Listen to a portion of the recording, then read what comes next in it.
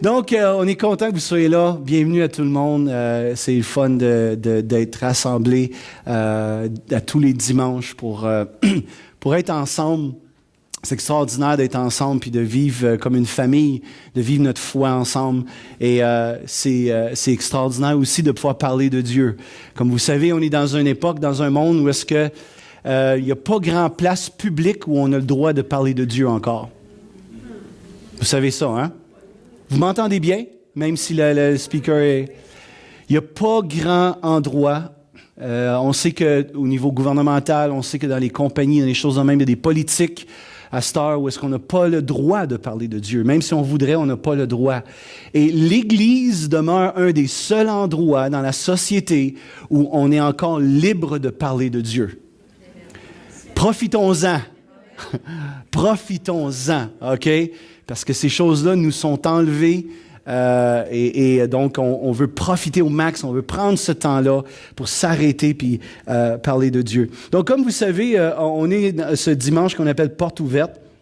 Et ce matin, ce que j'aimerais prendre, c'est juste quelques minutes pour peut-être les gens qui sont ici pour les premières fois, et même les gens que ça fait plus longtemps qui sont ici, pour vous expliquer un peu qui nous sommes et ce qu'on fait ici à EEDT. EEDT, c'est notre abréviation pour Église évangélique du Témiscamingue.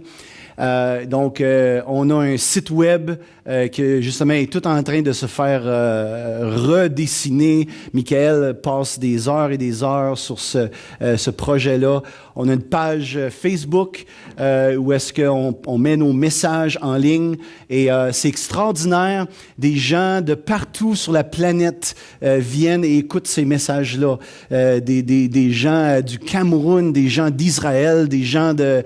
nous, on reçoit les statistiques et c'est extraordinaire de voir comment que la technologie aujourd'hui est extraordinaire. Et on le fait juste parce que on veut que le message de l'amour de Dieu puisse être répandu parmi les nations. Il y a tellement de messages de jugement puis de condamnation puis de t'es jamais assez bon, t'es jamais assez mais le monde a besoin de savoir que Dieu les aime. Il a réellement besoin. On a besoin de l'entendre continuellement. Puis c'est pas un message ça de base puis une fois on l'a entendu, on finit puis on passe à d'autres choses. C'est le message. C'est l'amour de Dieu, c'est le message. Puis on a besoin de se le rappeler. Fait que j'aimerais juste vous parler un peu de ça. Une des meilleures descriptions que je pourrais donner de qui nous sommes, c'est tout simplement un groupe de gens, nous sommes EEDT, un groupe de gens qui s'entraident dans la vie tout en grandissant en Dieu. Si je pouvais... Dans tout ce qu'on fait, j'essaie de réduire ça à une phrase, ce serait probablement ça. On est un groupe de gens qui vient de toutes sortes de classes sociales, on a toutes sortes d'âges, toutes sortes d'arrière-plans, juste le fait que nous sommes assis ensemble ici, sans qu'il n'y ait pas une chicane, c'est un miracle. Parce qu'on est tellement différents. On est tellement différents, on vient tellement d'arrière-plan. Juste moi qui viens de l'Abitibi, c'est vraiment différent que le Témiscamingue. Pascal, d'accord avec ça, hein? Ça a pris quelques années pour que je m'ajuste à la culture témiscamingue. En Abitibi, c'est pas comme ça. Donc, imagine Montréal. Comment le changement de mentalité, de culture, Toronto. Puis on a ces gens-là qui ont déménagé, qui sont rendus ici. Puis on essaye de faire un tout ensemble. On essaye d'être une famille. On essaye de s'entendre. On essaye de se comprendre. Puis on essaye de s'entraider dans la vie. On essaie d'être là l'un pour l'autre. On essaie, quand il y a quelqu'un qui a de la difficulté, que l'Église est là pour l'encourager. Quand quelqu'un a de la difficulté, même financièrement, l'Église, on est là pour essayer de l'aider à s'en sortir. On essaie d'aider, de donner des conseils, donner des trucs. On essaie d'aider les mariages. On sait aujourd'hui que les mariages sont sous grande attaque. Et on suit des couples présentement, moi et Chantal, on suit des couples présentement qui peut-être passent par des temps un peu plus difficiles.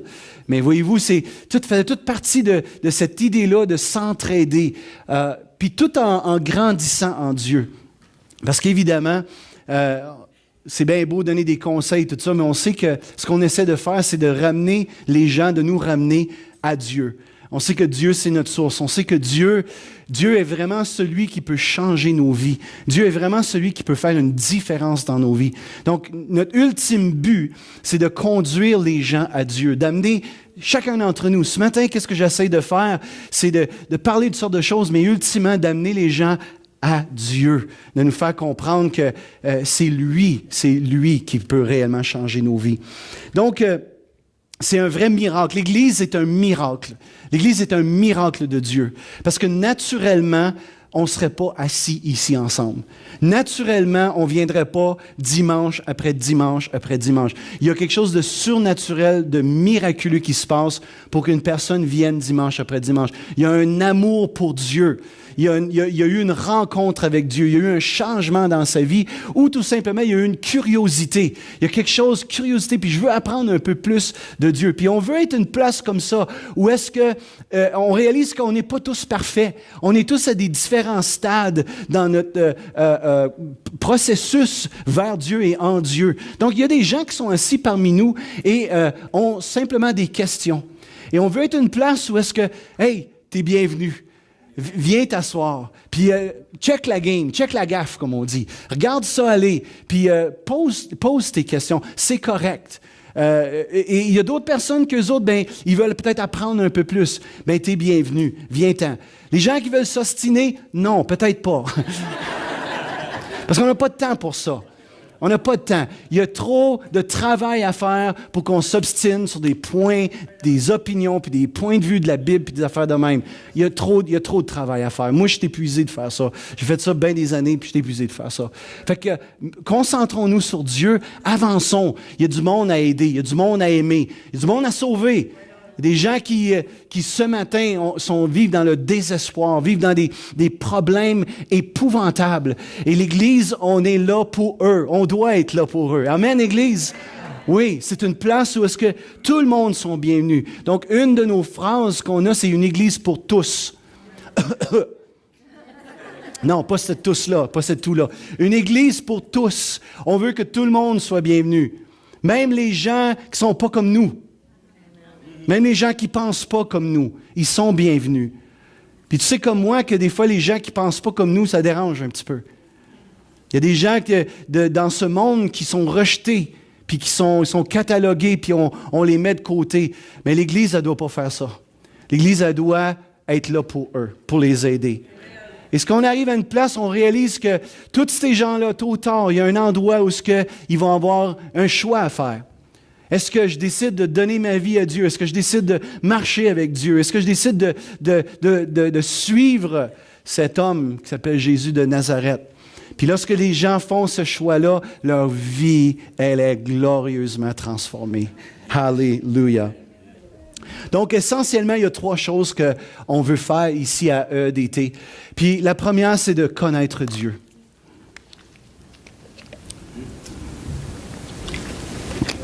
Vous savez, bien des gens pensent connaître Dieu.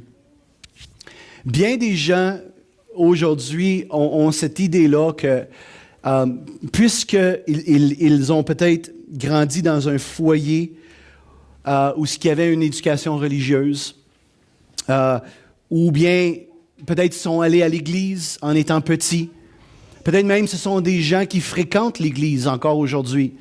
Et à travers ça, on dirait qu'ils ont cette idée-là qu'ils connaissent Dieu. Mais pour beaucoup de personnes, ils connaissent des choses à propos de Dieu, mais ne connaissent pas Dieu personnellement. Il y a une grande différence qu'on a besoin de saisir. Chacun d'entre nous, on a besoin de saisir.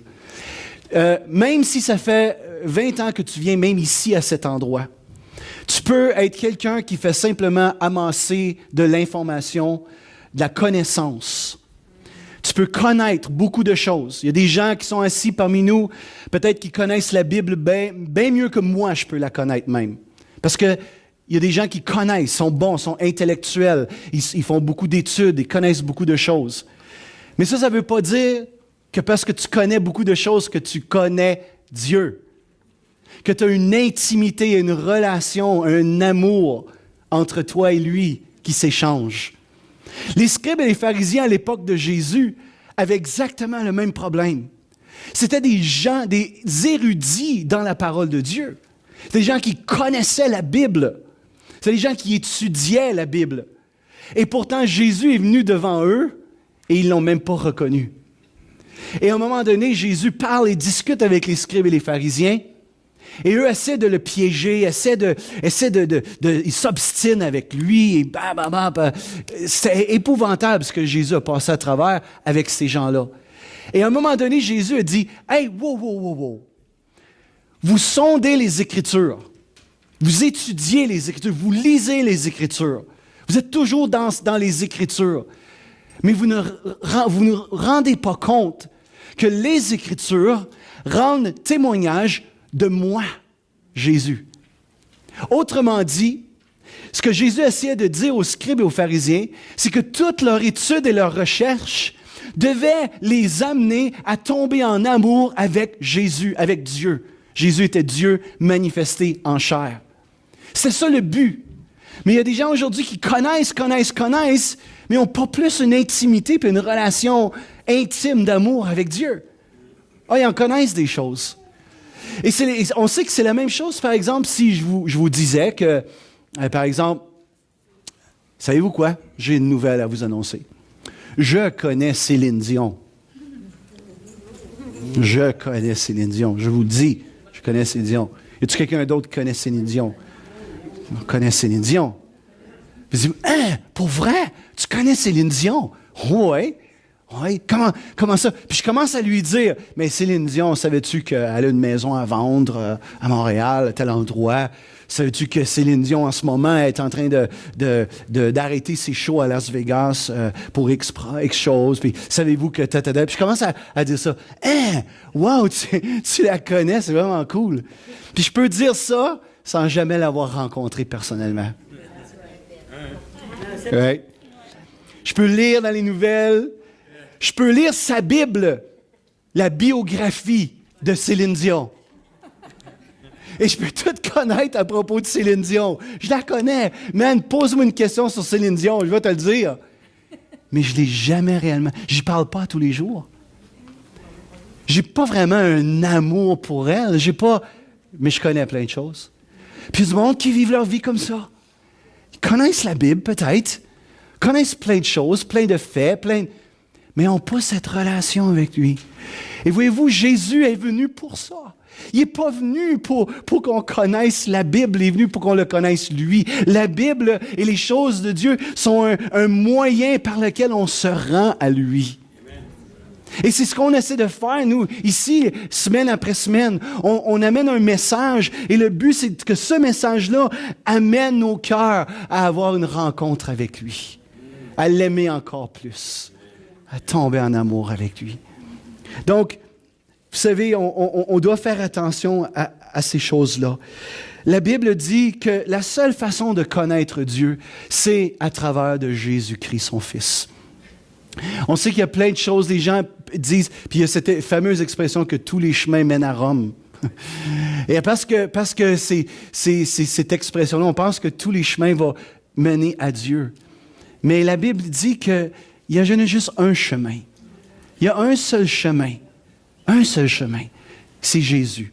Jésus est le chemin. Il est la vérité et il est la vie. Et lui-même a dit, Jésus, nul ne peut aller au Père excepté en passant par moi, dit Jésus. De quoi parlait-il? De quoi parlait-il? Il parle tout simplement que l'humanité est séparée de Dieu aujourd'hui. Les gens n'ont pas cette intimité dont je parlais avec Dieu, n'ont pas cette communion intime avec Dieu. Et puisqu'on n'a pas cette communion intime, alors on essaie de remplir notre vie avec toutes sortes d'autres choses, parce qu'il y a un vide à l'intérieur de nous. Chacun d'entre nous, nous sommes venus au monde avec ce vide. C'est comme si ton cœur était un casse-tête et il manque le morceau. Et ce morceau, on essaie de le remplir par toutes sortes de choses.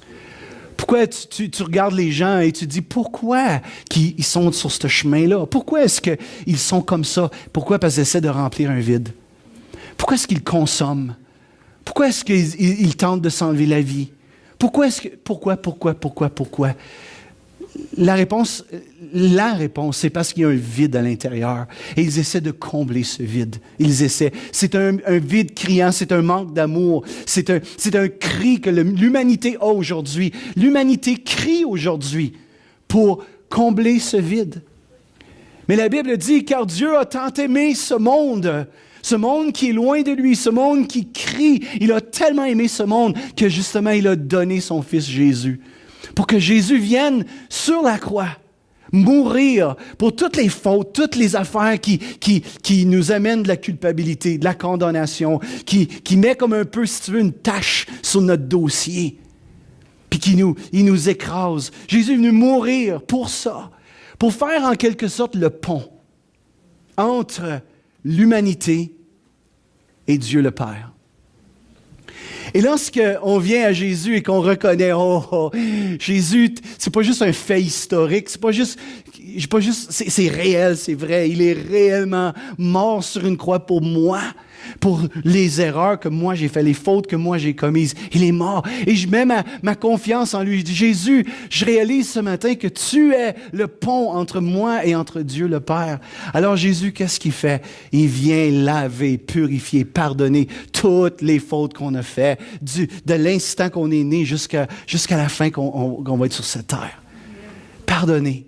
Et là, il fait la chose la plus merveilleuse que beaucoup de gens ne saisissent pas.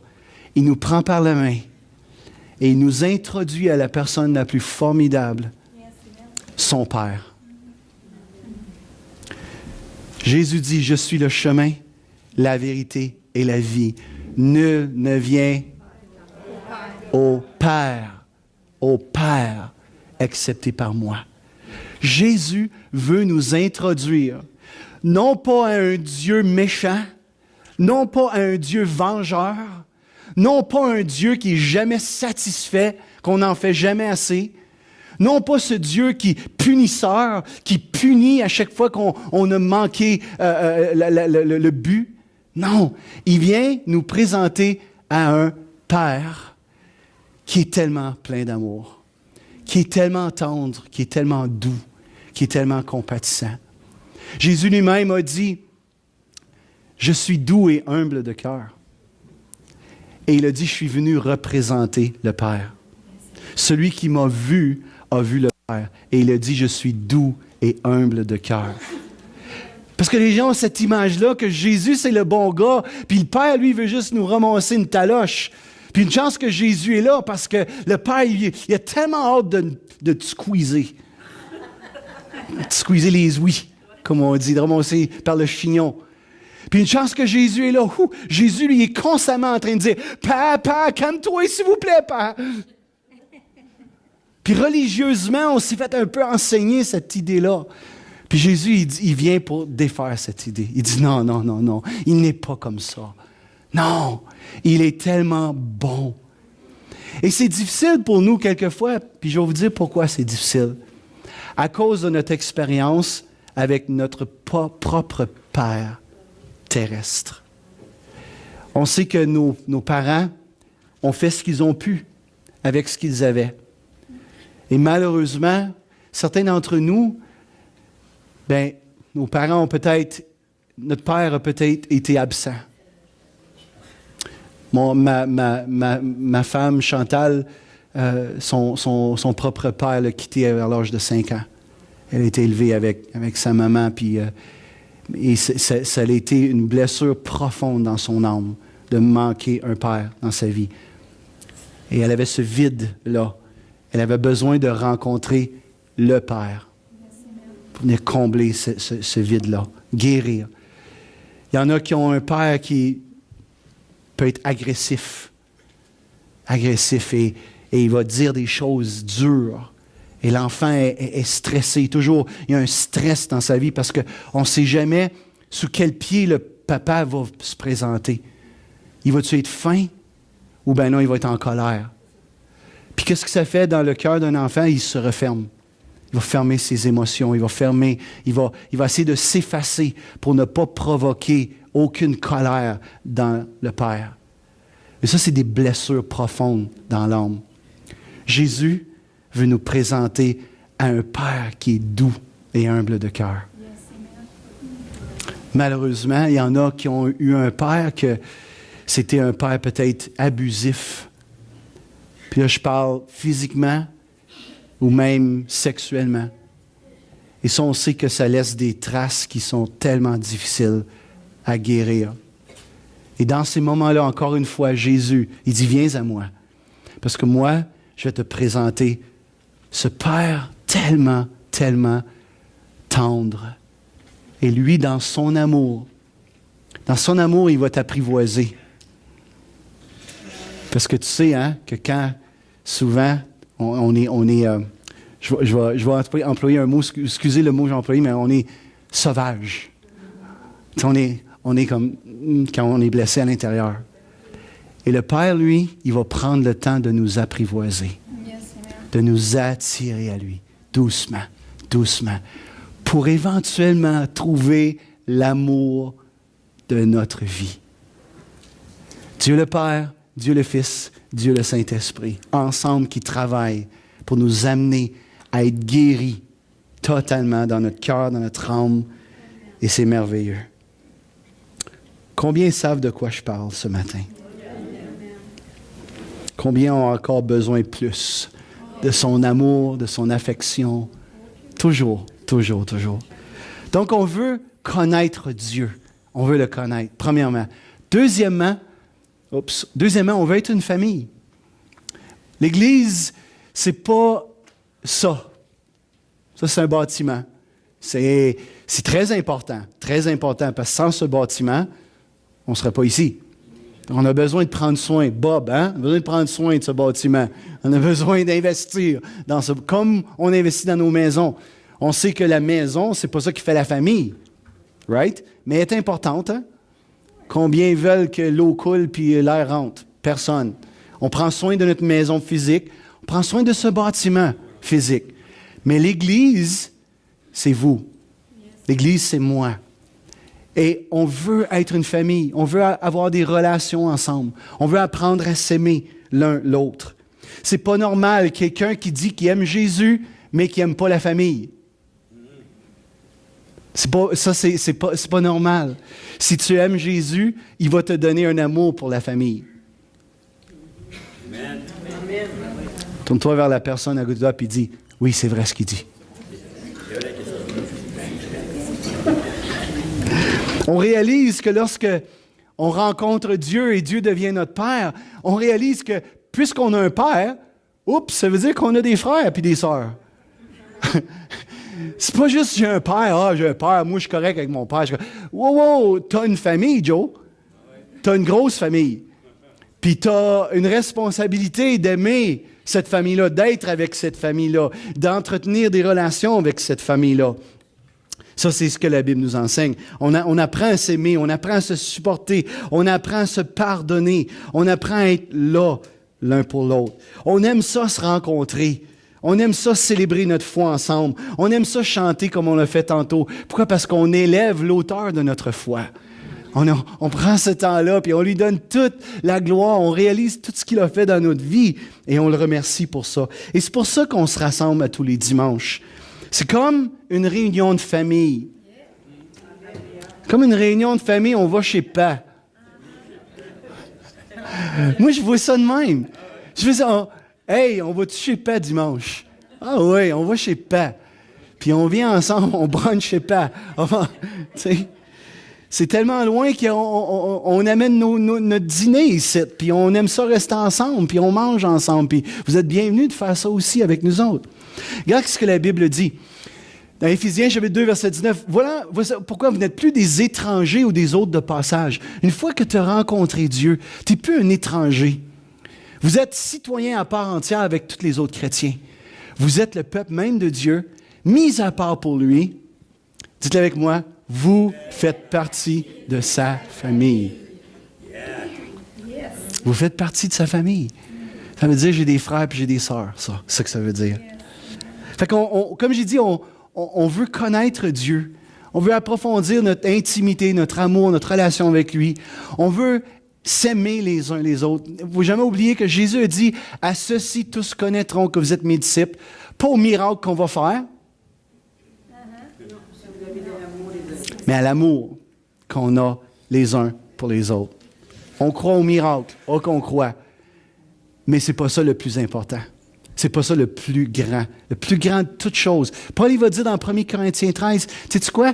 Même si tu fais des miracles, même si tu as la foi, même si tu as la connaissance, même si tu as tout ça, si tu n'as pas l'amour, ça n'a pas donné grand-chose ton affaire. L'amour.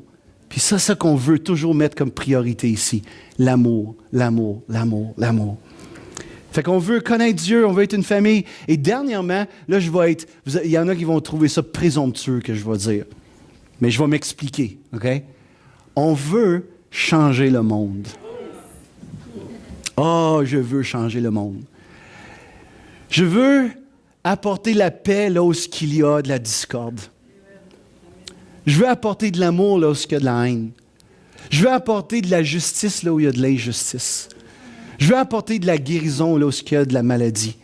Comment je veux changer le monde? Je veux que l'amour de mon Père et tout ce que mon Père représente, et son royaume, son règne, je veux apporter ça partout où est-ce que je m'en vais. C'est ça qu'on veut faire. On veut, ici à l'Église évangélique du Témiscamingue, ensemble, rendre le Témiscamingue meilleur.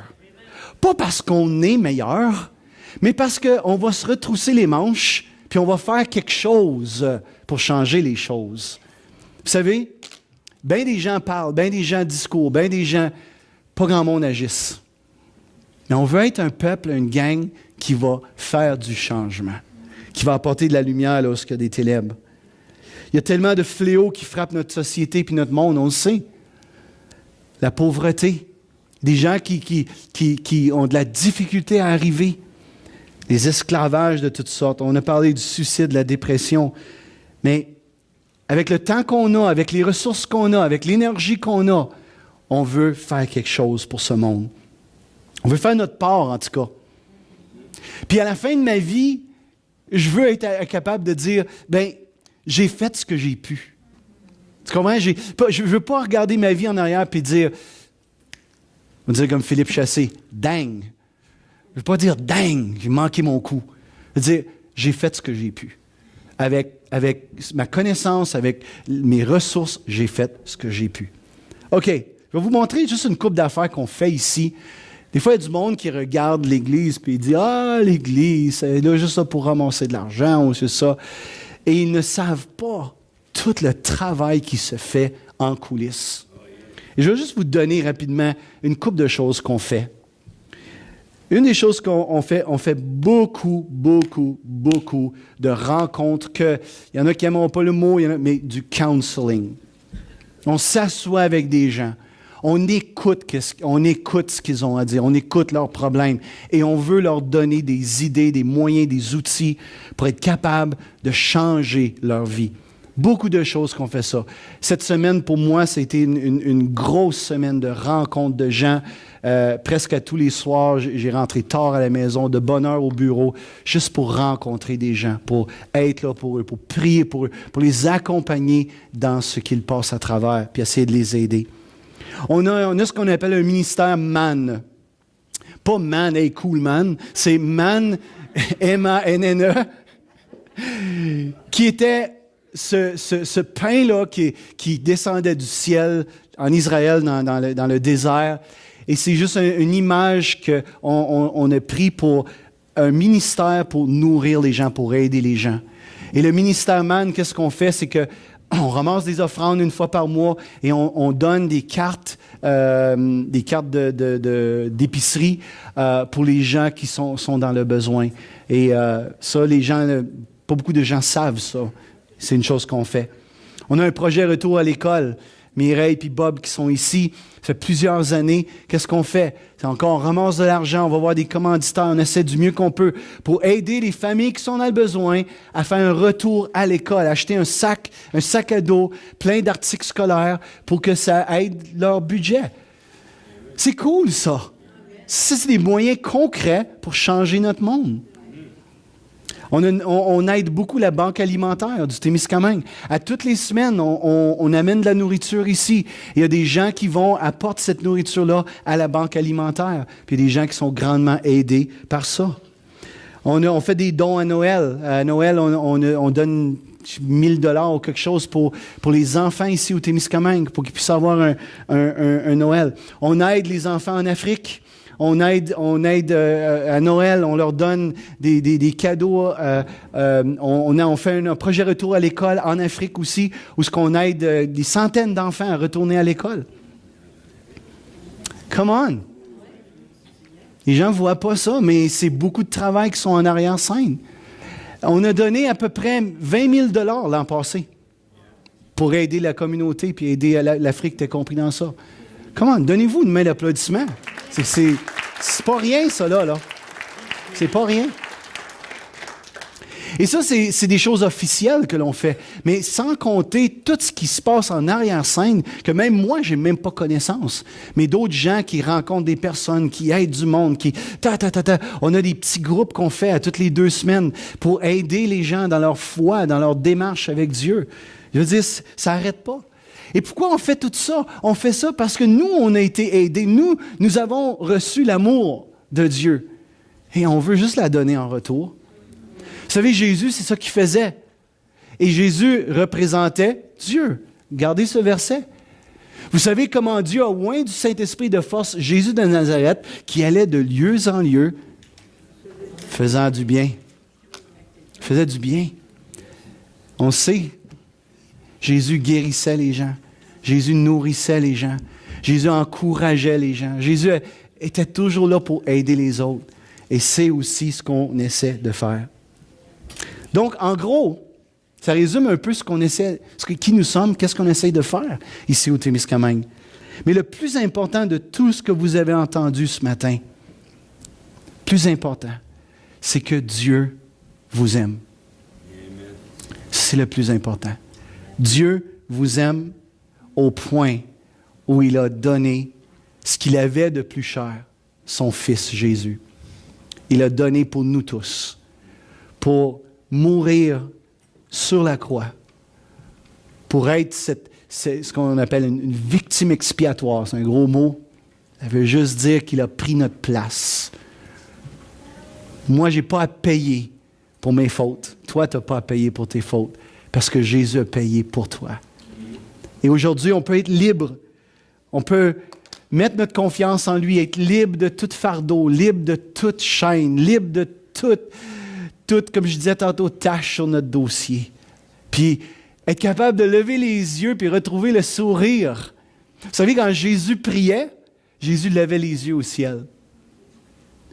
Puis c'est une petite chose que je fais des fois avec les gens. Dire, quand on prie, tu sais quoi? Parce qu'on dirait que quand on parle de Dieu, on devient sérieux. Et là, c'est... Mais Jésus levait les yeux et disait, « Abba, Père, Papa, je viens à toi, Papa. » Tu es capable de mettre un sourire sur ton visage ce matin? Regarde la personne à côté, maudit tes dents. Non, sors pas ton dentier. Pas ça que j'ai dit. Pas ça que j'ai dit. Bob, il faut toujours le tenir en laisse un peu. Là. Toujours.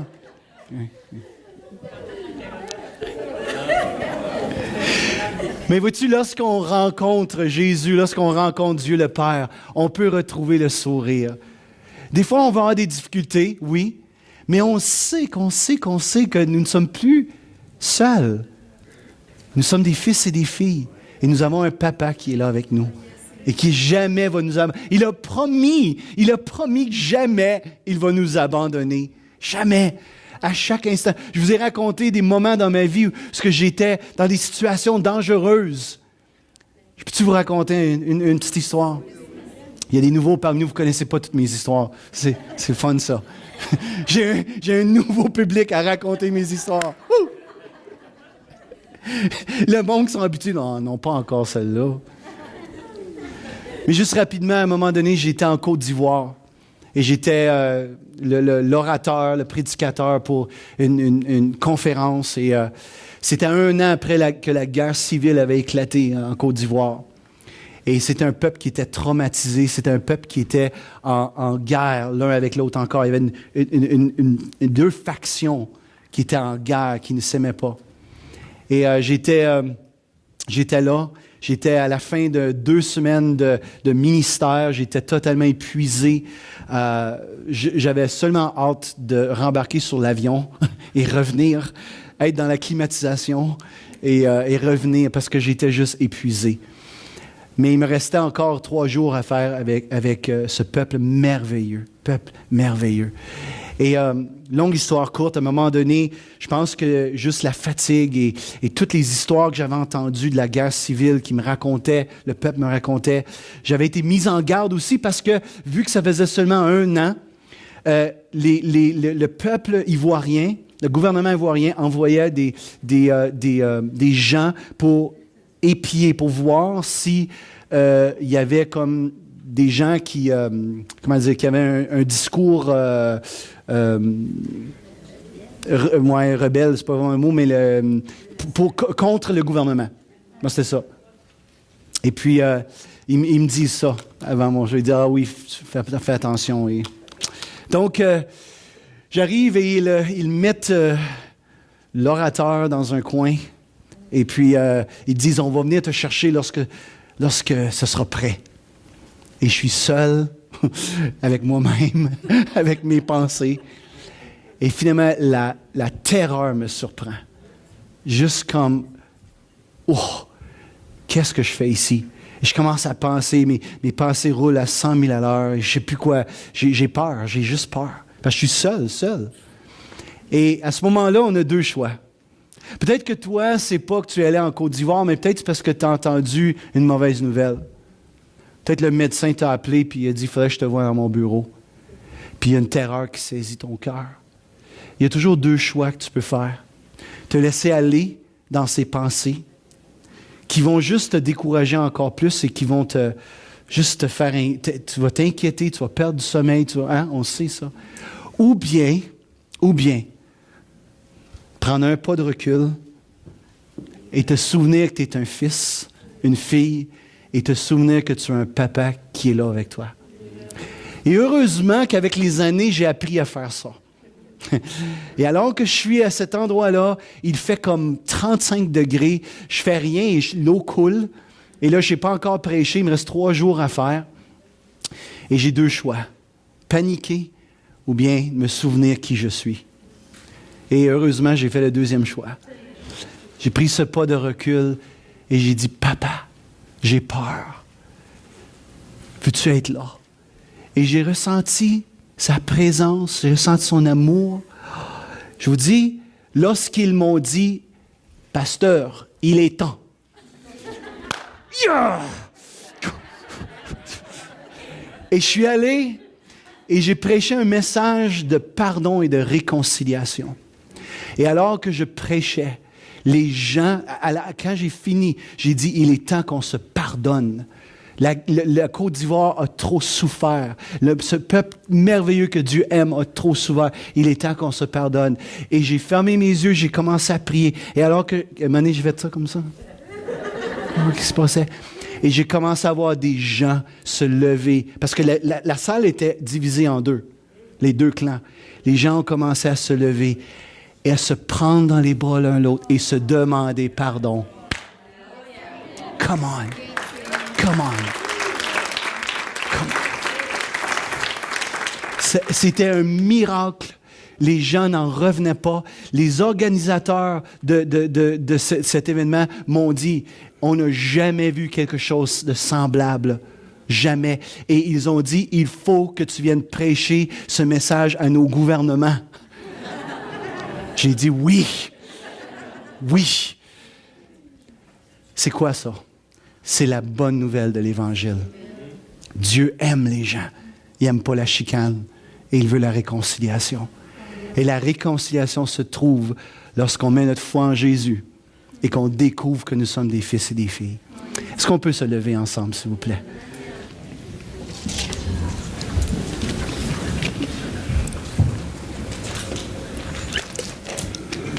J'aimerais prier pour vous avant que vous quittiez ce lieu. vous remercie sincèrement d'être venu ce matin. Je souhaite que vous allez revenir dimanche prochain. On continue et on parle encore de l'amour de Dieu et de comment il peut aider, comment il peut changer nos vies. Vous êtes plus que bienvenus. Puis invitez un ami aussi, invitez quelqu'un. Père, ce matin, je te remercie encore pour l'amour fou que tu as pour nous. L'amour indescriptible que tu as pour nous. Tout ce que tu as fait pour nous. Le fait que tu as envoyé ton Fils Jésus sur cette croix. Le fait que Jésus, tu as voulu y aller encore par amour pour nous. Que tu as subi le fouet, tu as subi les clous, la couronne. Tout ça par amour pour nous. Et ce matin, je prie que par ton esprit, tu attires nos cœurs à mettre notre confiance en toi. Je prie, Père, que ce matin, tu viennes te révéler à nos cœurs tel que tu es en réalité. Non pas ce Dieu, comme on parlait tout à l'heure, de vengeur ou agressif ou en colère. Et Jésus, tu as dit, je suis doux et humble de cœur. Et toi, tu es venu représenter qui le Père est. Viens te révéler, Père. À partir de maintenant et puis dans la suite des jours, viens parler à nos cœurs. Viens parler à nos cœurs. Et je prie que tous ceux ici dans cette salle qui n'ont pas fait ce pas, c'est un choix personnel de dire, moi, je décide de mettre ma foi en Jésus. Je décide de suivre Jésus. Je prie que tu puisses le faire ce matin. Tout simplement en disant, Jésus, je te demande pardon pour toutes mes fautes. Et je reçois ton pardon ce matin. Je veux te suivre. Je veux marcher avec toi. C'est aussi simple que ça. Et lorsque tu es sincère, la Bible dit que le Père vient, Jésus vient, le Saint-Esprit vient et vient habiter en toi. Et tu vas connaître son amour, tu vas connaître son affection. Je t'encourage à le faire. Alors, Père, bénis tous ceux qui sont ici, qui ont entendu ce message, qu'ils puissent le recevoir et que ça puisse changer leur vie dans le nom de Jésus. Amen. Amen. Yes, donnons une main à Jésus ce matin. Yay! Yay! Donc, merci encore d'avoir été là. Vous êtes bienvenus de revenir dimanche prochain. J'aimerais tellement vous revoir et qu'on grandisse ensemble dans la foi. Saluez au moins 2-3 personnes avant de quitter. Et bonne semaine à tous. À dimanche prochain.